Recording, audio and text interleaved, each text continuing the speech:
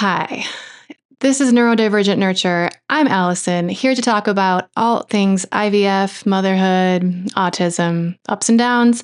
And just a reminder, this is my personal experience. I don't have any advice to give. I'm still in the gambling world that is IVF to see how many eggs I get.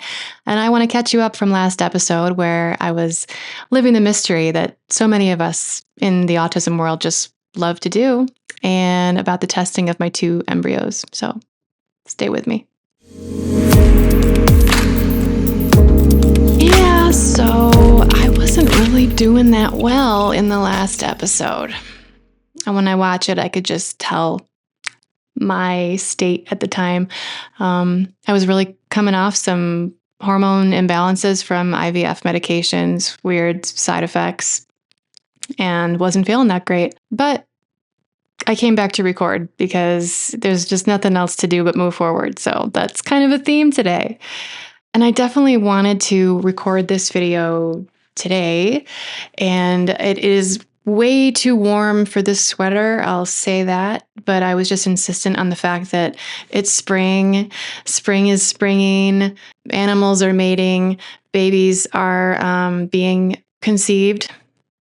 But I'm so intent on this color scheme right here that I wanted for my spring episode. So I'm going to endure sensory discomfort for the purpose of the thumbnail, basically. Okay, so you're welcome. Where are we? It has been 1 month. No, it's been way more than 1 month, but I waited for a month for the results of the genetic testing of my embryos. And then an extra bonus week because Mexico City needed a little more time to process things and figure it out. That's okay. I was trying to stay really positive, and I was. I was like, you know what? We don't have infertility issues known to us, so this is going to be fine. This is going to be the one. This is going to be great. I'm not going to be bitter this whole episode, I promise. I'm just reliving a little bit of the darkness, I guess. The day that we found out the unfortunate news was when I was doing a really different thing for myself, which was trying to take a nap. So it was pretty interesting that the news came in that moment. It was a work day. I laid down in my bed, made everything really dark, and was like, my job and this whole roller coaster and this waiting, let me just breathe. Let me give myself this. And then my husband comes downstairs, and because I know him, he sits down all gently. That's not good news, He did tell me that he didn't want me to read that during a meeting. So anyway, yeah, chromosomally abnormal. Shit. And I looked up some of the chromosome numbers because you get that on your report, and they would have gone to miscarriage. That's basically what it says. They're very common for miscarriage. One of them for Edwards syndrome, which I guess commonly goes all the way to full term and then a miscarriage or close to it. Yes, very thankful for genetic testing and the fact that we were able to avoid that tragedy, which so many people endure. But still, had my moment of darkness, all right? Had a couple days. Pretty bad. There was something like a switch that was flipped inside of me, that I understood that IVF warrior mentality, I guess. And what I mean by that is that it's a phrase I commonly hear about women going through IVF, kind of spoken to one another, kind of to help each other along. And it's an identity. And this could have to do with autism, taking things too literally. But I was like, what am I battling against? Why bring war into this? What am I fighting against for something so soft, feminine, joyful, beautiful, motherhood, trying to have a baby, trying to keep the lights low and make this thing happen. So I didn't like it. I didn't like thinking about it and thinking about my life that way, as if I'm going through something, put the war paint on and just go into something violent. I don't know. All that said, when the switch flipped, I was really feeling hardened. and like a little angry and like, what do you mean? What do you mean? Like $16,000 later and 2 months of my life, thinking that this thing is going to happen. And I was like out there telling my dentist that we needed to get some dental work done because I'm going to be pregnant by the end of the year. Telling my hairdresser, hey. And then we're talking about birth and hair quality and pregnancy, and I'm going to have to report back to her now. Everything that I had done, everything I've eaten, every time I open the fridge, I wake up, the tea I'm drinking, the coffee I'm not drinking. Small sacrifice, though, I tell you. But yeah, it felt pretty bitter.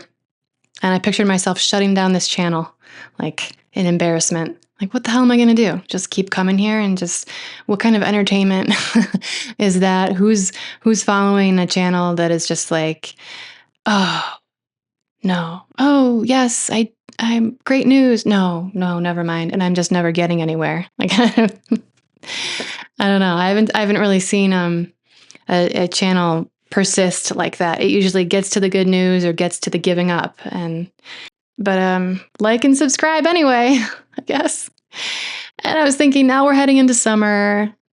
I'm going to miss preparing the garden because I'm going to be dominated by IVF. You know, I have since shifted a little bit, and I'll tell you about that. It's not all, I'm going to miss my entire life for this. Very fortunate that we can do it. I know. Also, had a time of going into autistic overwhelm. So whatever you might call a meltdown or sensory overwhelm, I don't know. But I think that my meltdowns, especially being diagnosed late and not feeling free to have them really, they're always an internal implosion of stirring. And it comes through in like touch discomfort. And usually someone else will point out to me, like that knows me well, husband, like, something seems to be wrong. Yeah, so I had an experience, a little bit of a lesson learned within marriage and the responsibility of being an adult with autism and handling my, meltdowns. So upon getting this news, and we were on the call with the clinic talking about options, and it was just like too much. Suddenly I couldn't handle my husband's arm around me. I was like I made this face, and I need to go work right now. Like why I thought I needed to go work, I don't know, but defense mechanism.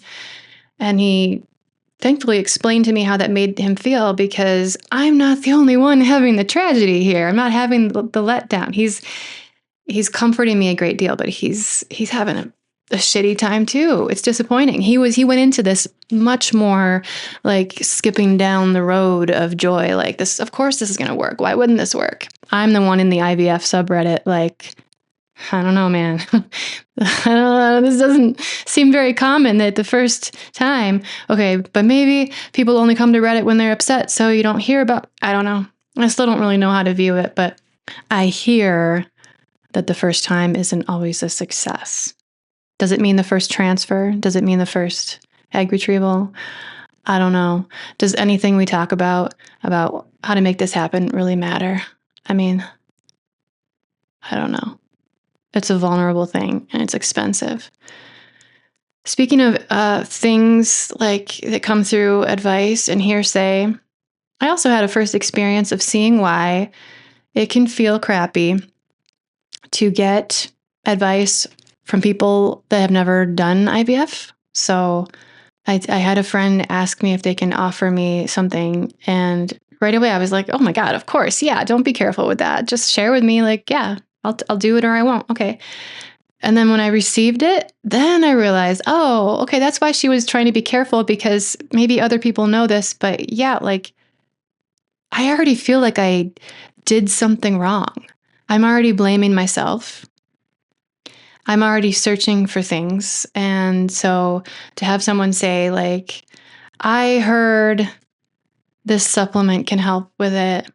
I heard that the first time doesn't work. It's like, and it's like they were all waiting for me to fail in order to say that. That's not true, but it's how it felt to me. So I'm just going to go ahead and own that and watch my reactions, because these are all very dear people to me.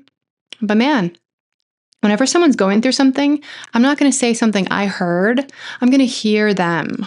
I'm going to listen to what happened. Tell me about your process that I've never been through.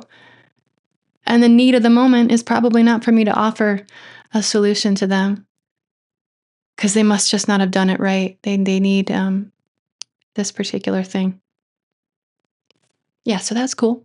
I feel going back into this a lot better than I did a couple weeks ago. Going back to Mexico, round 2, made the decision. Feels right. They are going to try different medications with me. I don't know what they are. Maybe some of the same, some different, some more intense. Whatever, I'll do it. I'm also going to try taking more CoQ10 or ubiquinol, this supplement that's for cellular growth. That's what I say anyway. I'm not coming from a scientific background, but I couldn't digest it last time. I'm going to try to take it with more food, more water, to see if I can get it down and give it my best. I'm also going to work through this whole second cycle. I don't have any more vacation days anyway, because I use them all just because it's going to work. Oh yeah. I also found my replacement at work. I hired someone to take over for me because I'm going to be pregnant at the end of the year. She's great though. I mean, she will take over for me someday when I get pregnant. It's interesting thinking about this as gambling. It just kind of strikes me as there's like an addictive quality to it. Like, let's roll the dice. Let's see how many eggs I get. Let's see how many blastocysts. Let's see how many are normal. It's weird, but it is like the exciting part of waiting, and like, what can I do to increase the odds? So if I'm going to bring a game mentality to this, then fine, let's make it more fun. I don't want to lose joy. Here's what I'm thinking. When I said to myself in the dark moment, oh God, I'm going to lose 2 more full months for this cycle, just worrying, being on medications, having my body unlike I've known it, being upset. I'm not going to get to plant my garden. And okay, I'm going to be away in Mexico. So yeah, I'm going to miss out on some things for sure. But I am just deciding I'm going to keep all of the awareness of motherhood in front of me. I'm going to do this. I'm going to still plan my pregnancy boudoir photo shoot in the middle of the woods. That's right. It's going to go up on Instagram, and I'm going to be naked. No, as naked as you can be, but like, God, pregnant women are so beautiful. Yeah, I'm going to keep reading about all the home birthing, keep all the influencers in front of me talking about the breastfeeding, the co-sleeping, cloth diapers. Oh yeah. Yeah, that's right. I'm going to be that kind of mom. And then I feel like there's 0 sense in really expecting anything but success right now. That's what I'm just going to work towards. I have to keep a positive mindset. Mindset wise, yeah, I'm curious what people think about that. Like, I'm not in the camp of you can create your own reality and just manifest by being like, I want this, and then stuff's going to appear, screw everybody else. But isn't there something to a positive mindset? Does it have to do with that experiment that was done with plants where they said like positive things to the plants and then they grew better? Is that right? I mean, that's psychic, okay? That's mental. So there absolutely has to be something about visioning going on. This can't be too woo. I feel like there's been enough experiments that it's not heavy on the woo. It's actually a thing. And so here's what I'm going to do. I'm going to watch my influences. I'm going to clear out some things that are not inspiring to me.